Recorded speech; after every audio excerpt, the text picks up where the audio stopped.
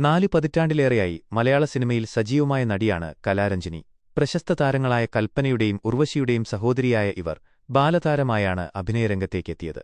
1983-ൽ ഹിമവാഹിനി എന്ന ചിത്രത്തിലൂടെ കരിയർ ആരംഭിച്ച താരം ഇന്ന് അമ്മ വേഷങ്ങളിലൂടെയാണ് പ്രേക്ഷകർക്ക് ഏറെ പ്രിയങ്കരിയായിരിക്കുന്നത്. സൈജു കുറുപ്പ് നായകനായ ഏറ്റവും പുതിയ ചിത്രം ഭരതനാട്യത്തിലെ മോഹിനിയാട്ടമെന്നല്ല, ഭരതനാട്യം എന്നതാണ് ശരിയായ പേര്. പ്രകടനം ഏറെ പ്രശംസ പിടിച്ചുപറ്റുന്നുണ്ട്. ആ അപകടം നടന്നത് പ്രേം നസീർ ചിത്രത്തിൽ. തന്റെ സവിശേഷമായ ശബ്ദത്തെക്കുറിച്ച് കലാരഞ്ജിനി അടുത്തിടെ ഒരു അഭിമുഖത്തിൽ വെളിപ്പെടുത്തിയ കാര്യങ്ങൾ സോഷ്യൽ മീഡിയയിൽ ശ്രദ്ധ നേടുകയാണ്.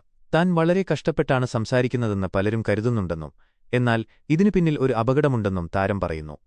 അപകടത്തിന്റെ പശ്ചാത്തലം: വർഷങ്ങൾക്കു മുമ്പ് നിത്യഹരിത നായകൻ പ്രേം നസീറിനൊപ്പം അഭിനയിച്ച ഒരു സിനിമയുടെ ലൊക്കേഷനിലാണ് സംഭവിച്ചത്.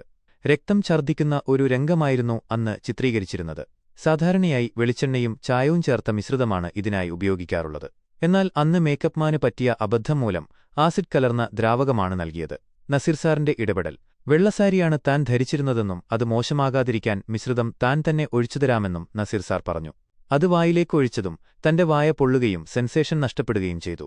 വോക്കൽ കോഡിനെ ബാധിച്ച പരുക്ക്: ഈ അപകടം കലാരഞ്ജിനിയുടെ വോക്കൽ കോഡിനെ സാരമായി ബാധിച്ചു. ചികിത്സകൾ നടത്തിയെങ്കിലും ശബ്ദത്തിൽ വന്ന ആ മാറ്റം സ്ഥിരമായി നിലനിൽക്കുകയായിരുന്നു. ഇപ്പോൾ എന്ത് ചെറിയ അസുഖം വന്നാലും അത് ആദ്യം ബാധിക്കുന്നത് തന്റെ ശബ്ദത്തെയാണെന്നും താരം പറയുന്നു.